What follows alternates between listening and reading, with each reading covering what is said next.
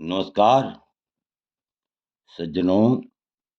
आज का हमारा वीडियो का मुख्य विषय है कि जन्म कुंडली में राहु पंचम भाव में, षष्ठ भाव में, सप्तम भाव में और अष्टम भाव में कैसा शुभाशुभ फल देता है।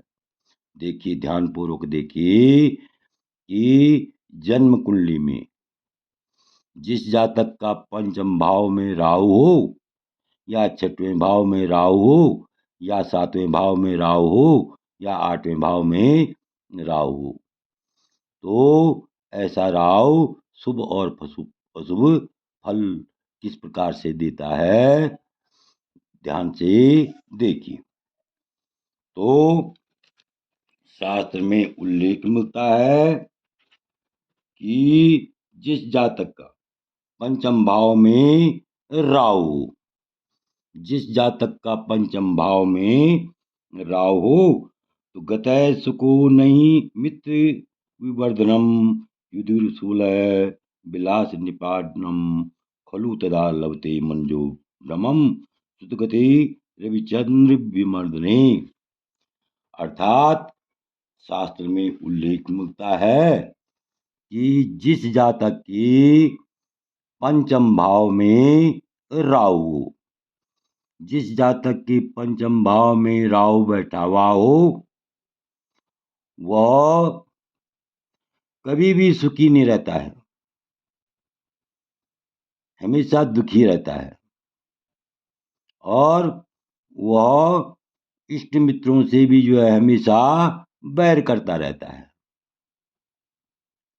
और उदर रोगी, उसके पेट में नाना प्रकार के रोग उत्पन्न होते हैं। उपचार पर ही, दवाइयों पर ही उसका अधिक खर्च होता है तथा ऐसा जातक व्यर्थ में घूमने वाला होता है, हमेशा इधर उधर अकार्य बिना कार्य के घूमने वाला होता है, उसका सुखद परिणाम कुछ नहीं मिलता है।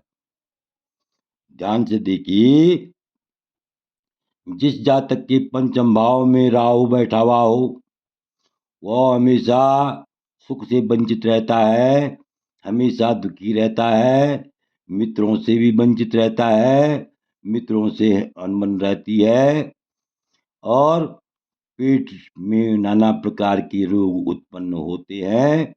अधिक पैसा दवाइयों पर खर्चा करता है तथा व्यर्थ में घूमने वाला होता है। इस प्रकार से पंचम भाव में राहु का फल है। अब देखिए, छठवें भाव में राहु का फल, तो शत्रुक्षयम द्रव्य समागमम च पशु प्रपीड़ाम कटिपीडनम च समागमम म्लेच्छी जने महाबलम प्राप्नोति जंतु यदि षष्ठ गंतम। देखिए,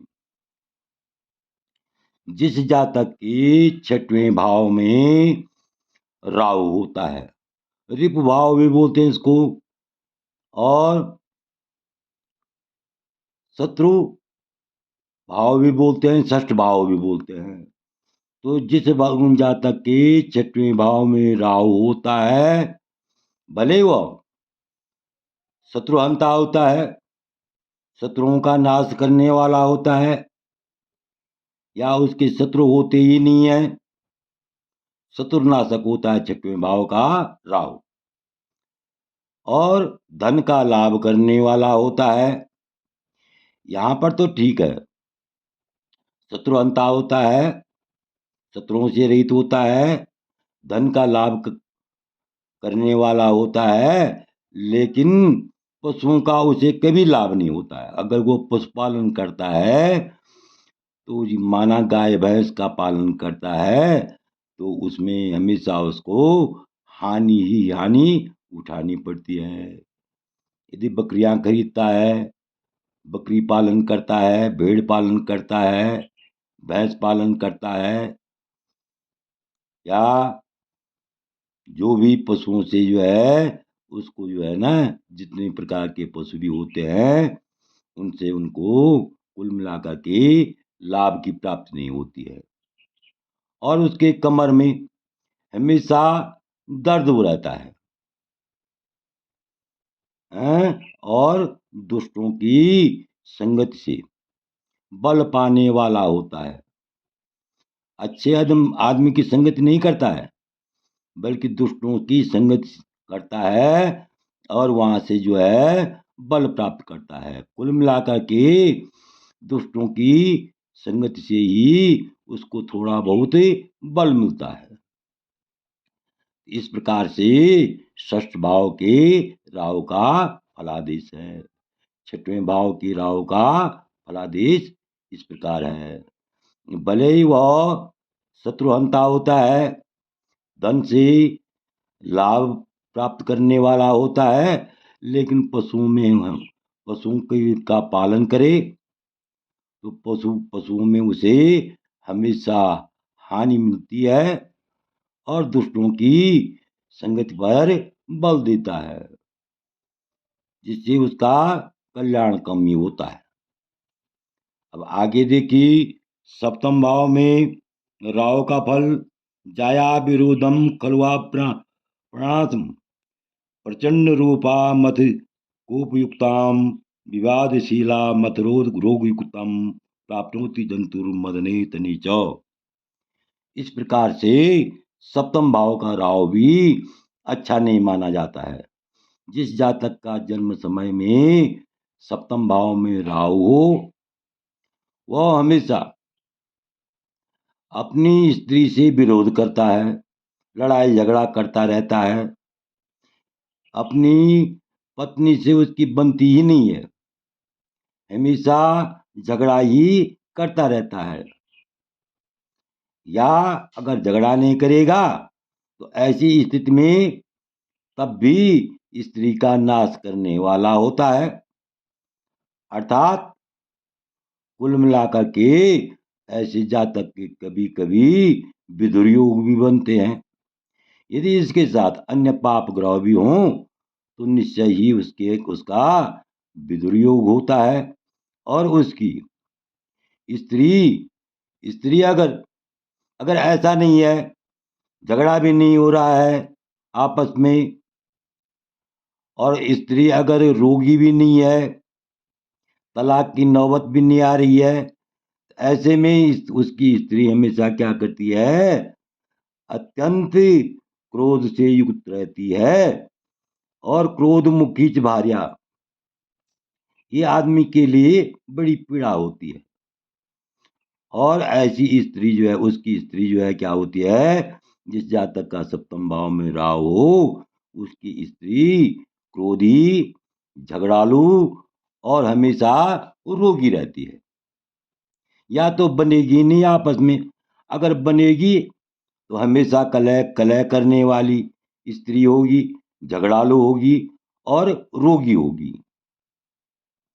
इस प्रकार से सप्तम भाव में ये राहु का फलादेश है।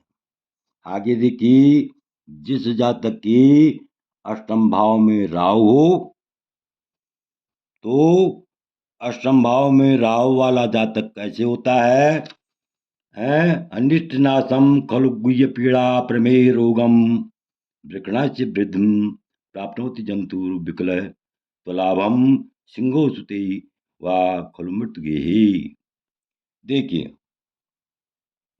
जिस जातक के अष्टम भाव में राहु हो, तो उसके जो है गुदा में पीड़ा होती है, प्रमेह का रोग होता है, अन्नकोश में वृद्धि होती है और हमेशा दुखी रहता है, हमेशा रोगी रहता है। तो इस प्रकार से आपने अष्टम भाव के राहु को देखा कि शरीर के लिए अत्यंत पीड़ादायक होता है, रुग्ण शरीर बना लेता है। तो आपने देखा कि पंचम भाव में जिस जातक का जन्म समय में पंचम भाव में राहु हो, षष्ठ भाव में राहु, सप्तम भाव में राहु या अष्टम भाव में राहु हो तो ऐसे जातक का फलादेश किस प्रकार से होता है। आशा है कि आपको यह वीडियो अच्छा लगा होगा।